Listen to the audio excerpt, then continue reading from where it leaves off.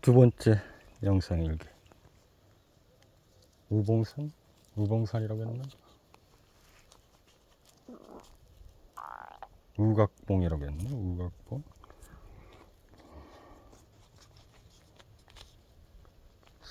소의 뿔같이 생겼다, 뭐.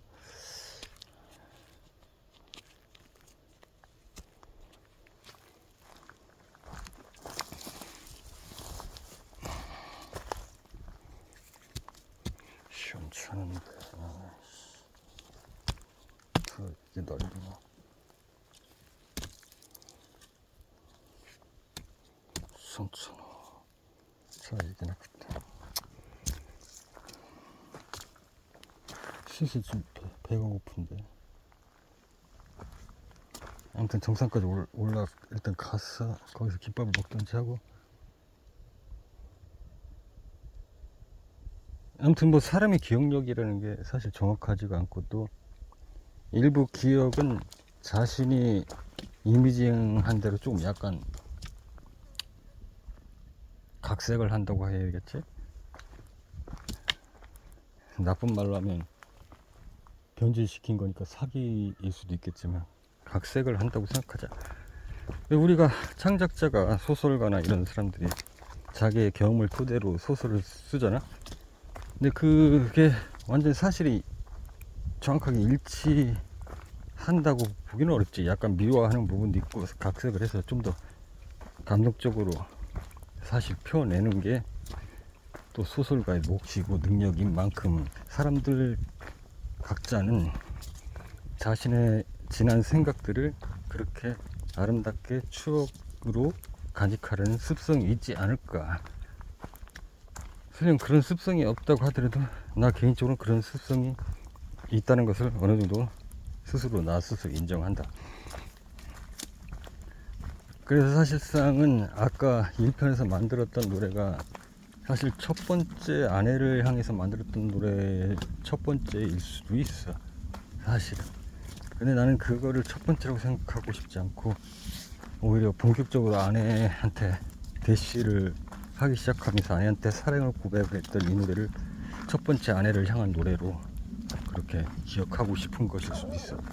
세월이나 시간상으로 봤을 때 아까 말한 곡이 어쩌면 아내를 향해서 만들었던 첫 번째 노래일 가능성이 높아. 왜냐면 그때 당시 사실은 우리는 본격적으로 연애를 한다는 그런 약속 아래 만났던 것이 아니었고, 잠깐 드라이브를 가자고 했던 거고, 그냥 친한 사이였고, 나는 물론 사랑하고 있었지만 본격적으로 연애를 했던 건 아니었거든, 사실은. 그래서 난 항상 혼자였어라는 이런 느낌이 더 강하게 들었던 거고, 어떻게 보면 아내 때문에 만든 노래기는 하지만 아내를 향한 쓰레라데는 아니었던 거지. 그러니까 정확한 의미에서 아내를 위해 만들었던 노래는 아니기 때문에, 그러나 아내와 관련된 노래로서 첫 번째인 건 맞지. 우리가 본격적으로 연애를 하기 전에 만든 노래니까. 그리고 본격적으로 연애를 하면서 사실 만든 노래가 하나 더 있긴 한데, 그것도 역시 아내를 하기에 아니다, 이게 두 번째는 아닌 것 같다. 이건 한참 이제 본격적으로 연애를 하기 시작하면서 만든 노래였기 때문에, 아직 그러니까 연애가 확정이 안 된 상태에서 아내에게 고백하듯이 이 사람 절대 놓치고 싶지 않다라는 의미로 처음으로 아내에게 본격적인 나의 마음을 밝힌 노래가 이 노래이고, 그리고 그런 의미가 있는 만큼 나는 이 노래를 첫 번째라고 이야기하고 싶은 거야. 이 노래도 2편 영상에 지금 기록하면서 링크를 걸어두든지 하도록 하고요. 이 노래는 여러 번 불렀기 때문에 아마 많은 영상에서 이 노래가 노출되어 있을 텐데, 잠시 그 소절을 부르면, 내가 이 노래를 특히 만들 때는 전주 부분에 상당히 신경을 많이 썼는데, 기타 리프를. 그리고 그 후에도 계속해서 다듬었고, 아직도 여전히 다듬는 중이고. 왜냐면은 그 리프에서 아내를 향한 그 내 사랑의 느낌이 우러나와야 되기 때문에, 절로 거기서 그런 느낌이 풍겨져 나와야 되기 때문에 자꾸 신경을 쓰게 되더라고. 뭔가 흡족하지가 않은 거예요, 여전히. 아무튼 잠시 첫 소절을 불러보면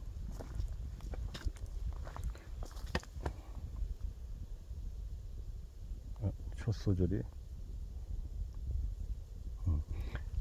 그대가 그 서듬을 못 잡겠네.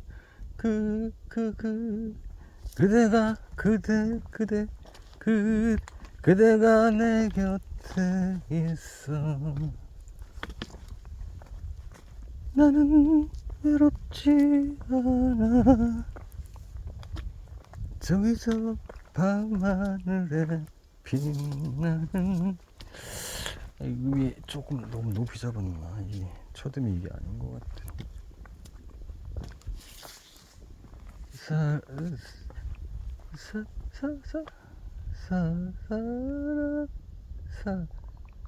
음을 못 찾겠네.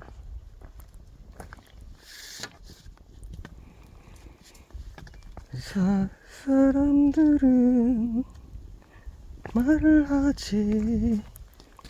저 별은 외로울 거라고. 하지만 별은 그대가 어디에 있든 그대의 운명을 해맑은 빛으로 가득 채우리. 나는 그대의 작은 별빛. 그대는 나의 하나뿐인 사랑. 그대를 사랑해. 아무튼 이렇게 되는 노래인데, 이 노래는 항상 부담스러워. 여전히 마음에 안 들어. 아직도 아내에게 계속해서 사랑 고백 중이야. 이게 뱀 같잖아. 이런 걸. 이씨, 기분 나쁘네.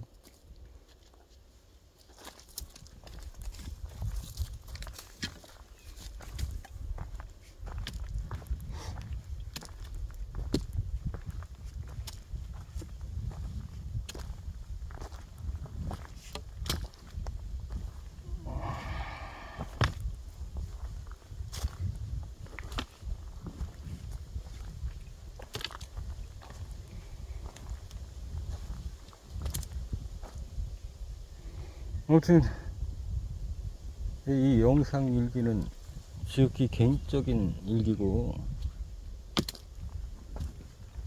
그러면서 나의 모든 근원적 에너지를 강화시키는 역할을 하는 그런 또한 기록에, 그리고 나의 역사를 기록하는 그런 부분이 있고, 훗날 이 영상 일기를 통해서 나라는 존재가 어떻게 세상에 영향을 주었고, 어떤 생각과 어떤 사상으로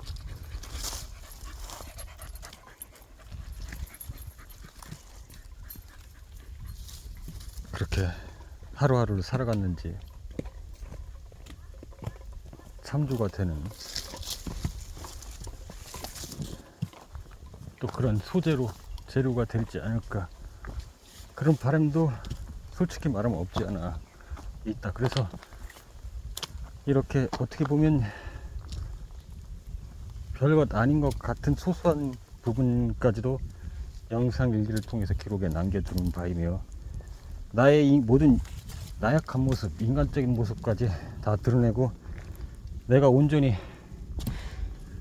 존경받을 수 있는 부분 혹은 강인한 부분만 이 영상에 표출시키는 게 아니라, 나의 모든 부분까지 다 속속들이 표출함으로써 나라는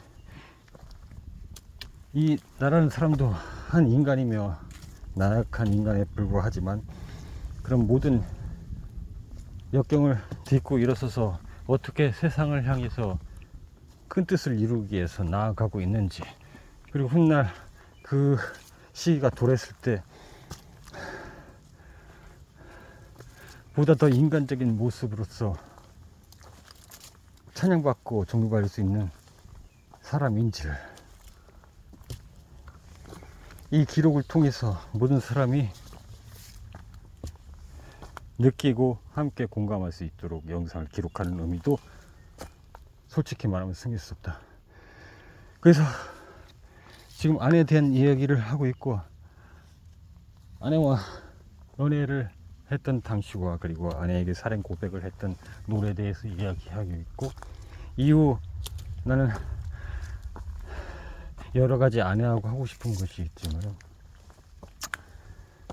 특히 아내하고 하고 싶은 것 중에 지금 당장이라도 사실 할 수 있는 것이긴 한데, 이게 뭐 나 혼자서 하는 게 아니라 같이 하는 거라 사실은 어떻게 보면 어렵지 않은 일인데도 불구하고 또한 쉽지 않은 일이다. 일단 지난번에 6개월 만에 두 번째로 대전에 올라갔을 때 아내를 봤더니 아내가 아유 깜짝이야 씨. 개구리가 이렇게 많아. 개구리가 많다는 건 뱀도 많다는 건데. 두꺼비도 봤는데 맹고기도 보고. 아무튼 어디까지 있어 시까 좀 뱀이 쪽. 아무튼 그런 아내하고 하고 싶은 게 있는데, 이게 어떻게 보면 쉬운 일인 것 같아도 서로 함께하는 일이라 어려운 일일 수도 있다. 아무튼 지금 김제 내려온 데 한 7개월째 다 돼가고 있고, 7개월 동안 2번 대전에 올라갔다 왔고, 그것도 다 올라오고 싶어서 올라간 게 아니라 이 일을 처리해야 돼서 어쩔 수 없이 올라간 부분이긴 한데, 아무튼 두 번째 올라갔을 때 아내가 내가 풍족하게 지금 생활비를 못 보태주고 있어서 그런지 몰라도 좀 많이 말랐더라고. 근데 보기에는 좋았어. 솔직히 좀 운동도 하고 해서 체중을 좀 관리할 필요는 있었거든. 근데 어떻게 그러면서도 한편으로는 내가 마음고생을 시키는 것 같아서 마음이 안 좋긴 했지. 어쨌든 그렇게 해서 같이 좀, 적어도 예전에 아내는 참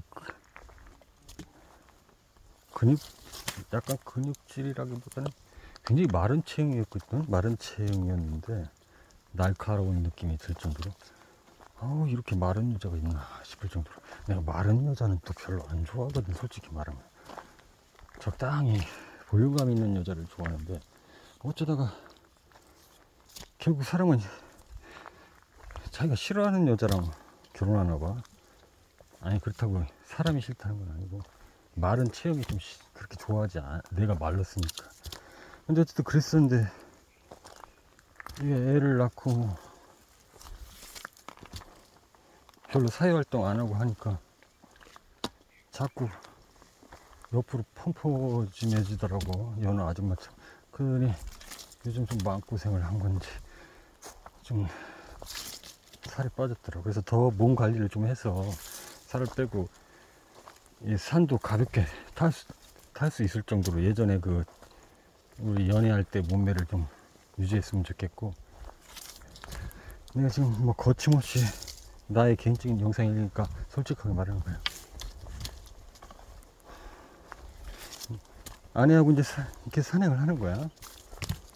산행을 하다가 내가 이렇게 말하면 어떤 사람들은 좀 변질적인, 하긴 아내는 항상 나한테 그런 말을, 연애할 때는 그런 말을 안 하더니만 결혼하고서부터는 그런 말을 하더라고. 연애할 때는 특별히 그런 말 안 하더니 결혼하고 난 다음에는 툭 하면 그런 말을 하더라고. 나보고 변태라고. 이 변태라는 게 뭐야? 변이적인 행동을 하는 사람을 변태라고 하는 거거든. 다른 일반인들은 그런 것에서 어떤 감정적인 그런 걸 못 느끼는데, 나는 그런 거에서 느끼니까 변태라고 하는 거지.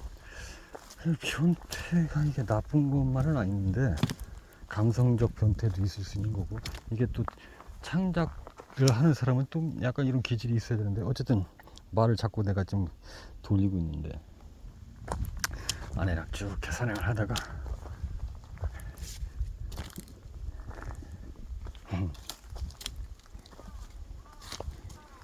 이게 그래 이 관념이란 게 참 그런 거야. 내가 아내랑 어떤 그 성적 에너지를 산행을 하면서 증가시키고 싶거든. 그러니까 하나의 어떤 에너지에 집중하는 게 아니야. 이건 굉장히 설명하려면 참 복잡 미묘한데 일반인들은 좀 이해하기 힘들고 해서 내가 지금 말을 자꾸 엉거리는데,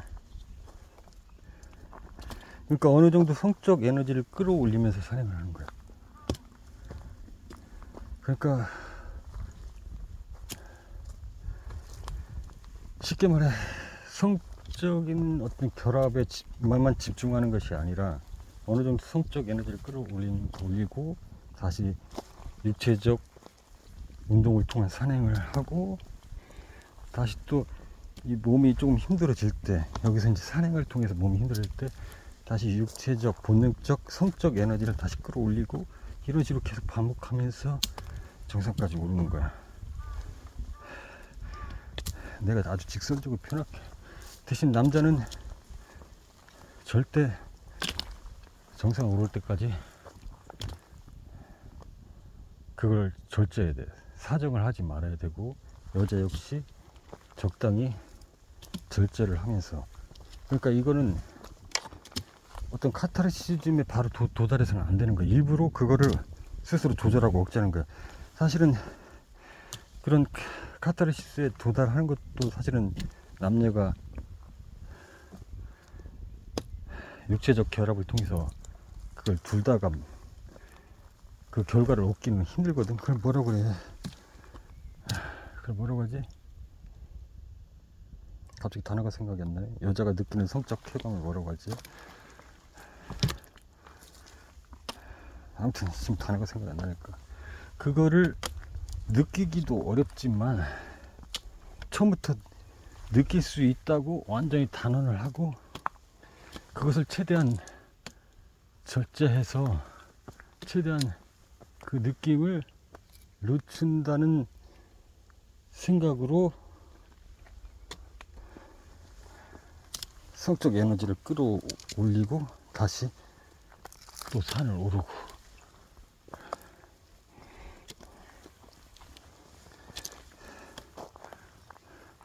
그렇다면 이런 행위들이 어떻게 보면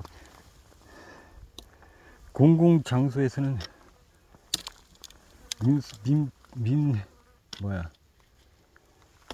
뭐라 그래, 문화적인 충격이 될 수 있기 때문에 그런 데서는 좀 그렇고, 사람이 거의 뜸한 산행길을 하면서 이런 에너지를 서로 교류시키면서 오르고 싶다.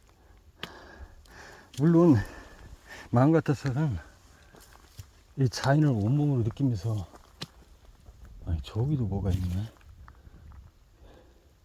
온몸을 느끼면서 둘 다 알몸이 된 채 올라가면 더할 나위 없이 좋겠지만 그런 건 좀 무리가 있을 수 있기 때문에 어쨌든 그건 계속해서 수행을 반복하다 보면 적절한 방법이 나올 것 같고, 일단 그렇게 몇 달 동안 함께 수련을 하고 수행을 하면 어느 정도 도통의 이치에 오를 것이고, 그동안 내가 사실은 지금도 연구 중이고 계속 연구 중인 남녀 간의 결합을 통한 성적 에너지 끌어올림과 그리고 모든 창조적 에너지의 끌어올림이 완성 상태를 깨우치는 그런 도통의 결과를 가지고 오지 않을까, 나는 이런 생각이 들기 때문에 그것을 이왕이면 다른 사람이 아닌 내가 사랑했고 사랑해서 결혼한 나의 아내와 그런 수련을 하고 싶다. 물론 아내에게 농담처럼 그런 말을 한 적은 있어요.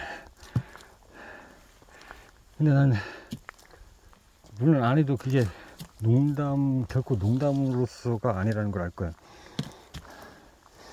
나는 하나의 지도자로서 앞으로 그렇게 살아갈 것이고, 가족이 걱정 없이 살 수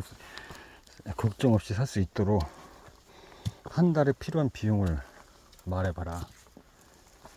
그리고 내가 몇 가지 요구하는 게 있는데, 이것에 서로 동의를 하고 설명을 해서 하나의 계획서처럼 남겨놓겠다 해서 써놓은 게 있거든. 그래서 사인까지 받아놨는데, 아직 내가 그 약속을 시행을 못하고 있어서 그게 문제지. 그래서 내가 정확하게 아내에게 한 달에 가져다 줄 수령 금액이, 아내에게 줄 돈이, 내가 잘 생각해 보라고 했거든. 나중에 세월이 지나서도 충분한 금액을 말하라고 했으니까. 아내가 500이면 된다고 하더라고. 500만원 달성이 일단 아내에게 가져다 줄 목표이고, 그것이 달성되면 그 외의 수익금 모두 내가 생각하고 있는 비전에 다 모두 투자해서 사용할 것이며, 그 사이 지금까지 말한 아내하고 하고 싶은 것들을 같이 수련을 통해서 적어도 주말 토요일 또는 일요일을 이용해서 그렇게 아내와 수련을 하고 싶고, 만약 이것이 이게 정말 내게 원하는 거지만 이것이 정말로 현실적으로 어렵다면 제 2차적인 방법으로 다른, 그게 뭐 내 스스로 그걸 받아들일 수 있을지 가능할지는 모르겠지만, 다른 아주 젊은 소녀를 첩으로 삼아서 이런 기운을 도통하는 그걸 하고 싶다. 왜냐, 나는 내 기운을 내 봉인된 기운을 풀어서 해제해서 모든 창조적인 그런 에너지와 그리고 리더자로서 에너지를 더욱 활성화시켜서 새로운 세상을 이끌어갈 리더자로서 마땅히 수행해야 할 한 과제이기 때문이다. 물론 이렇게 말하니까 뭐 이상하게 생각하는 사람이 있고, 그거 뭐 말만 멋들어지게 하지, 결국 사이비 종교에서 말하는 성적 폭행이나 그런 착취가 아니냐. 근데 나는 지금 그러니까 이게 일반인들은 이해하기 힘든 거야. 이게 단순히 성적인 쾌감을 위한 성적인 어떤 그런 것으로만 그치는 게 아니야. 서로의 개업을 통해서 성적 에너지 끌어올림과 거기에, 아무튼 설명하기 어렵다. 나중에 이것은 시간이 나면 이야기하도록 하고, 아무튼 아내가 하고 싶은 것 중에 하나가 산행수련, 그 다음에 두 번째 하고 싶은 건 아내와 바이크를 타고 일단 국내 전국 일주를 좀 하고 싶고, 그 다음에 더 여건이 된다면 세계 일주도 하고 싶다.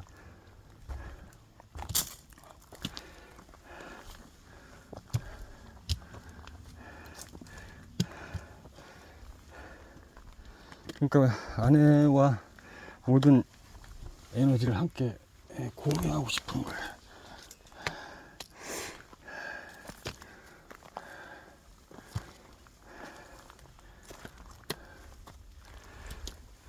분명히 사람 소리가, 아주머니 소리도 나고 그랬는데 이렇게 조용하지.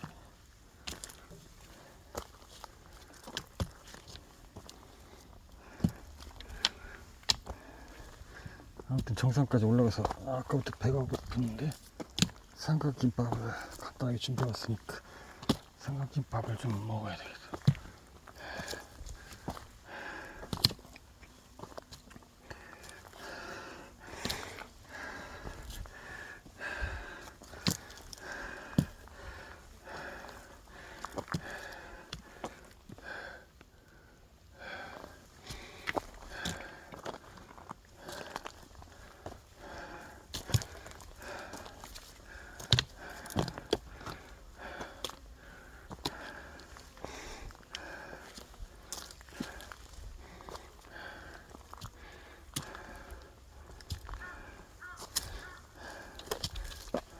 뭐 지난 영상에서도 살짝 언급한 적 있지만 생명 에너지의 근원은 결국 이 성적 에너지에 근본을 두고 있거든. 그래서 이런 우리의 삶의 패턴이나 문화나 뭐 이런 도덕적 관념이나 이런 것들이 성적 에너지에 대해서 상당히 쉬쉬하고 뭐가 뭐 치부시하고 뭔가 그것은 뭐 타락한 것처럼 여겨지고 뭐 특히 종교에서는 더더욱 심하고, 물론 이게 올바른 에너지 사용을 해야지만 또 올바른 거지, 이게 잘못된 방향으로 하면 뭐 타락한 게 맞긴 맞아. 그러나 어쨌든 간에 타락을 했든 어쨌든 이런 성적 에너지는 상당히 생명 에너지의 근원을 더 활발히 이끌어 올리는 영향이 있고 그런 요소로서 자리 잡고 있는 게 맞다. 뭐 다시 내려가냐? 정상으로 안 올라가고 이쪽으로 이렇게 올라가는 사람이 있나 보네. 그러니까 이렇게 치워놨지. 이쪽으로 올라가면 금방 올라갈 텐데 내려갔다 빙 둘러서 올라가나 보네.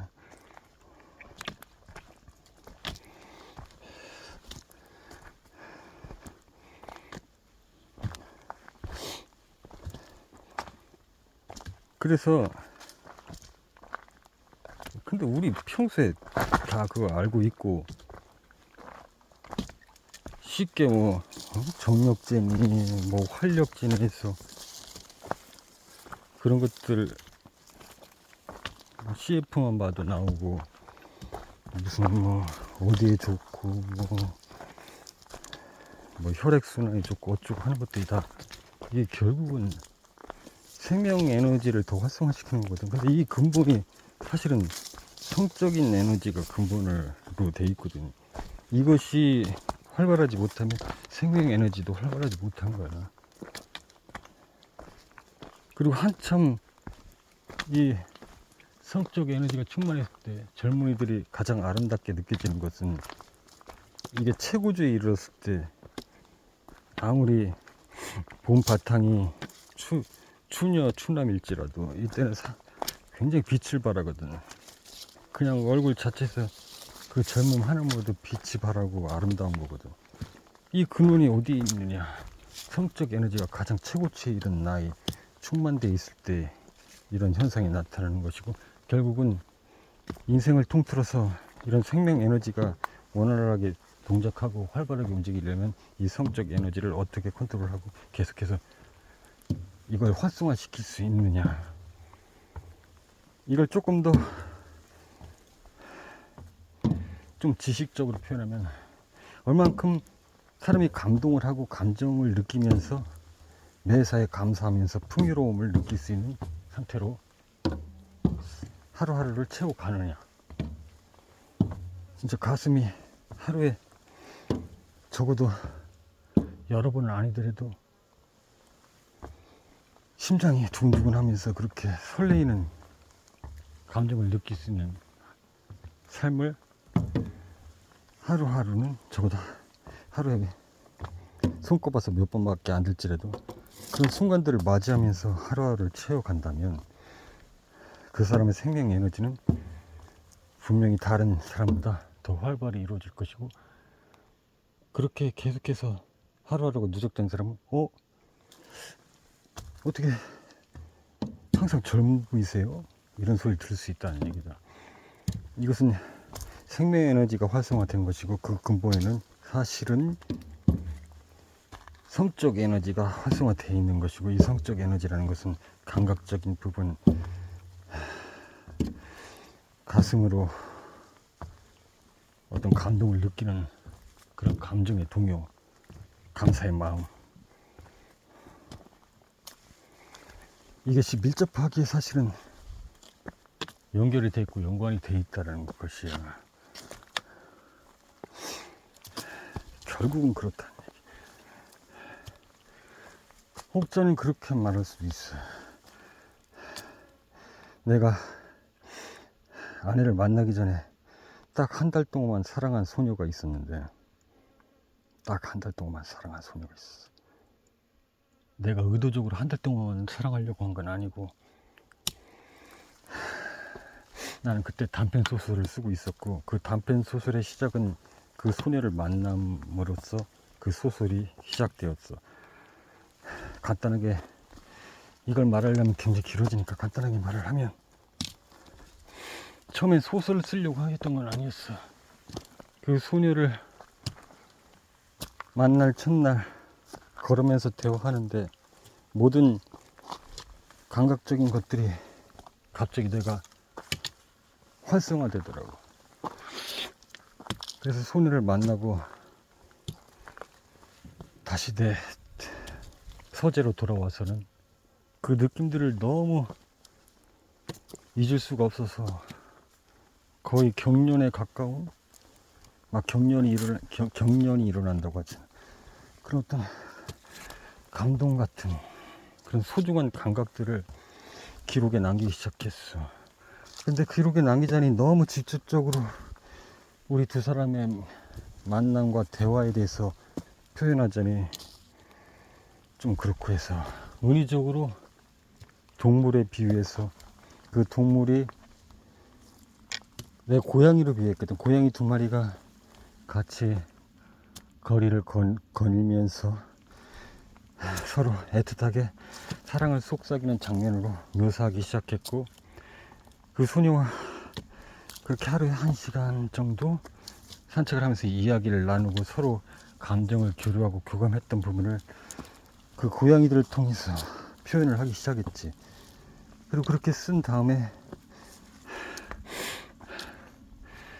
그때 당시에 컴퓨터도 아니고 타자기로 툭툭툭툭 치면은 그대로 그냥 종이에 그 써지는 그 아주 그 뭐 옛날식 타자기에다가 타이핑을 해서, 원본은 내가 또 가지고 있어야 되니까 두 부를 그렇게 열심히 타이핑했던가, 아니면 한 부를 타이핑하고 복사를 했던가. 나도 그렇게 해서 어떤 때는 A4 용지 한두 장 정도, 어떤 때는 뭐 A4 용지 2~4장 정도의 분량으로 다시 그 다음날 만날 때 그것을 보여줬지. 그럼 그 소녀는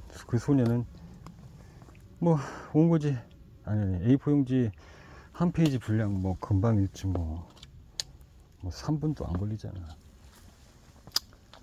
3분까지도 안 가지. 2페이지 분량이라고 해봐야, 아무튼 아무리 3페이지 4페이지 해도 5분을 안 나와요. 그럼 잠깐 앉아서 그거를 읽는 거야. 그리고 다시 우리는 산책을 하거나 커피를 마시거나 한 시간가량 또 대화를 하고,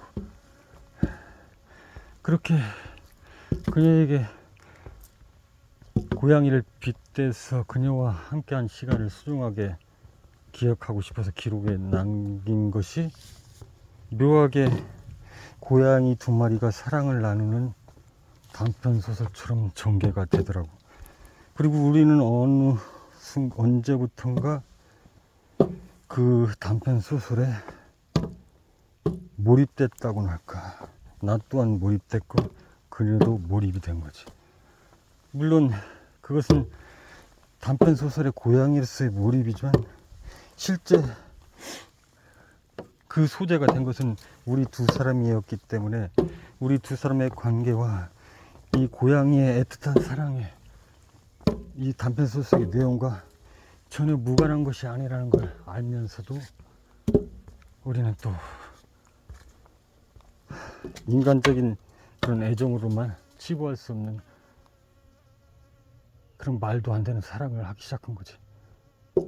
그리고 나 또한 이것이 이렇게 한 달의 시간 동안 짧을 것이라고는 나 또한 예상치 못했고, 인간적인 이 땅에서 그러고 싶지도 않았고. 그런데 단편 소설은 점점 그런 방향으로 흘러갔고, 내가 의도한 것이 아니라 자연스럽게. 그리고 거의 한 달쯤 됐을 때 이 소설의 하이라이트 마지막 부분은 고양이 2마리의 이별을 고하는 쪽으로 암시를 하고 있었다. 그런 느낌을 받았을 때 나 또한 가슴이 아팠고 그녀 또한 가슴이 아팠다. 그리고 마지막 이 단편 소설의 마지막 장을 그녀에게 건네줬을 때 내 가슴은 그 글을 쓸 때부터 아팠고 그녀 또한 그 마지막 부분을 읽으면서 눈물을 흘렸다. 사실상 사랑하는 한 여인이 그 사랑으로 인해서 내 앞에서 눈물을 흘리는 것을 본 것은 난생 처음이었다. 물론 사랑하는 어머니가 아버지하고 다투다가 뭐 눈물 흘리는 걸, 그러니까 여인이 눈물 흘리는 걸 어머니를 통해서 본 적은 있지만 그런 식으로 나를 사랑한 한 여인이 나 때문에 눈물을 흘리는 건 처음 겪었던 상황이라 약간 당혹스럽기도 하고 그렇긴 했지만 어쨌든 그렇게 그런 적이 있었다. 그래서 그 단편 소설이 그렇게 해서 탄생된 것이고, 잠깐 영상을 좀 끊었다 할게. 좀 주변이 시끄러운 것 같았어.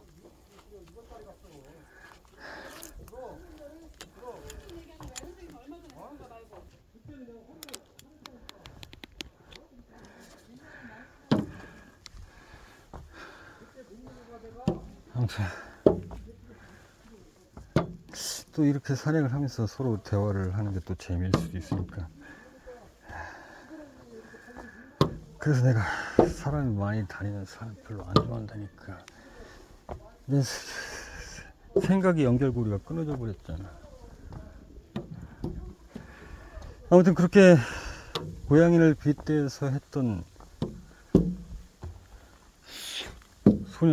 한 소년과 소녀의 사랑이, 한 달 동안의 사랑이 애절하게 시작해서, 아 그렇지, 그 말을 이제 생각이 나. 그렇게 사랑이 끝났고, 그때 사실 그 여인은 지금 생각해보니, 내가 그때는 몰랐는데 지금 얘기하면서 생각해보니 그 여인은 한 3차례에 걸쳐서 나에게 어떤 육체적인 유혹을 하고 있었던 것 같아. 그러니까 처음에는 손을 잡아주기를 바랬고, 물론 손 잡는 정도는 내가 했던 것 같은데, 그 다음에는 볼이나 입술에 입맞춤 해주기를 바랬고, 포옹해주기를 바랬고, 그리고 더 나아가서 자신의 아름다운 몸매를 보여주기를 원했고, 그 몸매를 매만져 주기를 원했고, 그렇게 해서 또는 부드럽게 거칠게 탐닉해 주기를 원했던 것 같아. 가끔 그런 느낌을 주었고, 그녀는 내가 기억에는 3번 정도 육체적인 사랑에 대해서 계속 논한 적이 있으니까. 인간의 사랑은 결국 육체적인 사랑으로 통하는 것이다. 육체적인 그런 접촉이 없이 사랑이라는 존재할 수 없다. 간혹 문학에서는 정신적인 사랑을 논하기도 하는데, 그건 하나의 그냥 바람이고 하나의 추상적인 개념일 뿐이지, 결국은 남녀 간의 애정이 존재하는 게 바로 인간적인 사랑이다. 그런 말을 수차례 했고, 나중에는 이 단편 소설이 끝나갈 후반쯤에는 그녀는 이렇게 말을 했어. 나는 그동안 그런 생각을 가지고 있었는데, 남녀가 사는 건 유체적인 사랑이 반드시 공존해야만 사랑이 성립된다고 생각했고 그랬었는데, 당신을 통해서 정신적 사랑이 이토록 뜨겁고 열정적이며 가슴 애틋하고 온몸이 전율할 정도로 뭔가 주체할 수 없는 에너지가 증폭되는 이런 정신적인 사랑을 처음으로 느꼈고, 인간과 인간 사이에서도 인간과 신이 아닌 인간과 인간, 그리고 남녀 사이에서도 이렇게 이토록 절절하고 애절하면서 애틋하고 생명력이 넘치는 정신적인 사랑도 존재하고 가능하구나를 당신을 통해서 알게 되었다. 지금 나는 이 말을 하면서도 조금 눈물이 나려고 그러네.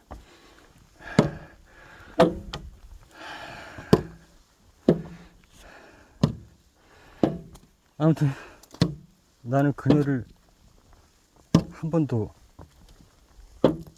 그녀의 육체에 대해서 탐한 적이 없고 탐하고 싶지도 않았고, 하지만 그녀를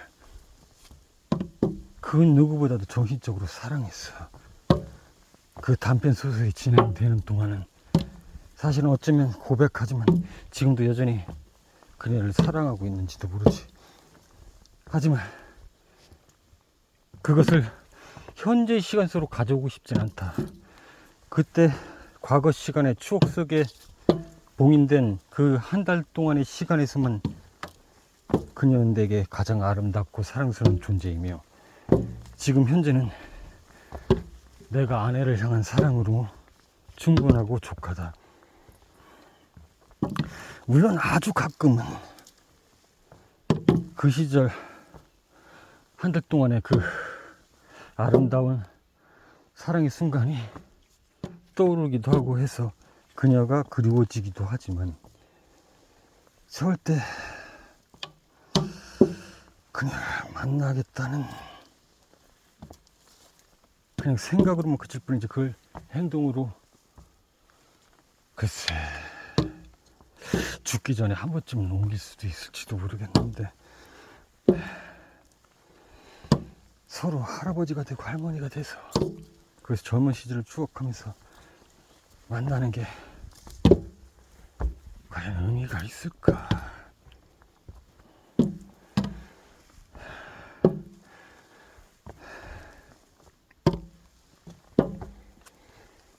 오늘 잠시 고양이의 사랑. 그때 나는 하얀 고양이였고 그녀는 검은 고양이였다. 오늘 검은 고양이 그녀가 문득 생각이 나네. 이 얘기를 하다 보니까 아내에 대한 사랑 이야기를 하다가 어찌어찌 하다가 이런 얘기가 나왔노. 아, 성적 에너지와 뭐 이런 것들에 대해서 면밀히 얘기하다가 이런 얘기까지 나왔구나. 아, 그렇지. 아직 그래서 이 말이 나온 거지. 그래, 그렇게 그녀는 남녀 사이에서도 정신적인 사랑이 가능하고, 너를 통해서, 당신을 통해서 그런 사랑이 충분히 얼마나 열정적이고, 그리고 이런 사랑이 인간에게서도 가능하다는 걸 알았다고 했어. 근데 여기서 그런데라고 하는 것은, 이 정신적인 사랑 안에는 과연 일말의 육체적인 사랑, 그러니까 본능적인 그런 감각들이 존재하지 않는 것일까? 아니면 은밀히 감춰져 있던 것일까? 이것에 대해서 생각해 볼 필요가 있다는 거야. 근데 이 정신적인 사랑 속에 육체적인 사랑이 존재하지 않았다는 것은 틀린 말이다. 분명히 존재했고, 그러면 그런 본능적이고 육체적인 사랑이 은밀하게 감춰져 있었느냐? 아니다. 그것도 아니다. 감춰져 있지 않았다. 그러나 전혀 연관이 없는 것은 아니다. 포함되어 있는 건 맞다. 그러나 아주 일말의 요소도 이 정신적인 사랑 안에서 그 육체적인 본능적인 사랑이 드러나질 않았다. 이것은 정신적인 사랑이 너무 극대화되어 있기 때문에 육체적인 사랑이 포함되어 있음에도 불구하고 그것이 밖으로 표출되지 않았고, 본인 스스로도 그걸 깨달을 수도 없었다. 이건 나중에 기회가 된다면 좀 더 자세히 설명하기로 하겠지만, 아마 그런 궁금증이 있을 거야. 스님이나 이런 도를 닦는 분들이, 신부나 이런 분들이 이런 인간의 육체적인 본능을, 성적인 어떤 그런 본능을 어떻게 해결하느냐, 뭐 주기적으로 뭐 혼자 있을 때 해결하는지, 뭐 이게 궁금할 텐데, 물론 그럴 수도 있겠지. 그렇게 해결하시는 분도 계시겠지. 근데 그거는 진정한 수도자의 길을 걷고 있는 사람이라고 할 수 없고, 진정한 수도자의 길을 걷고 있는 사람은 그 성적 에너지를 내부에서 다 태워버린다. 그래서 다 증발돼버리기 때문에 일반인처럼 생각하면 안 된다.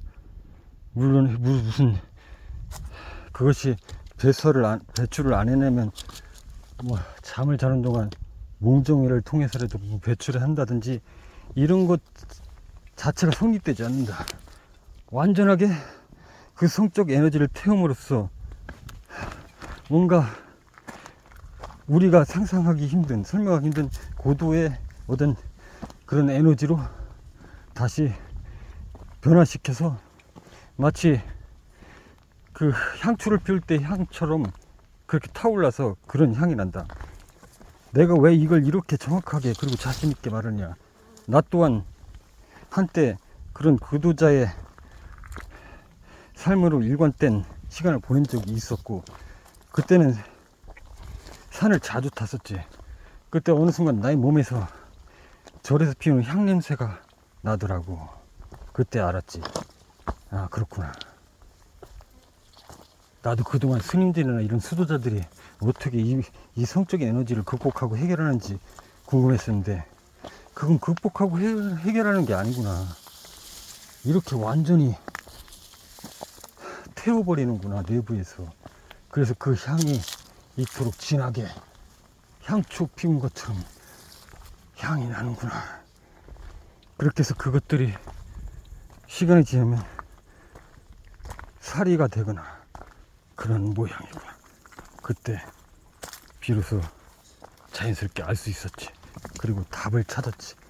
그렇기 때문에 이거를 어떻게 배설할 문제를 어떻게 한다든지, 혹은 혼자 있는 시간에 혹은 샤워하면서 이걸 해결하는 수도자가 있다면 그는 진정한 수도자가 아니고, 그렇다고 물론 그렇게 한다고 해서 뭐 태울 수 있는 게 진정한 수도자고 태우지 못하는 건 또 진정한 수도자가 아니라고 단언할 수 없는 것이, 이게 수도자의 정신으로서 계속해서 일관되게 살아간다는 게 어려운 일이거든.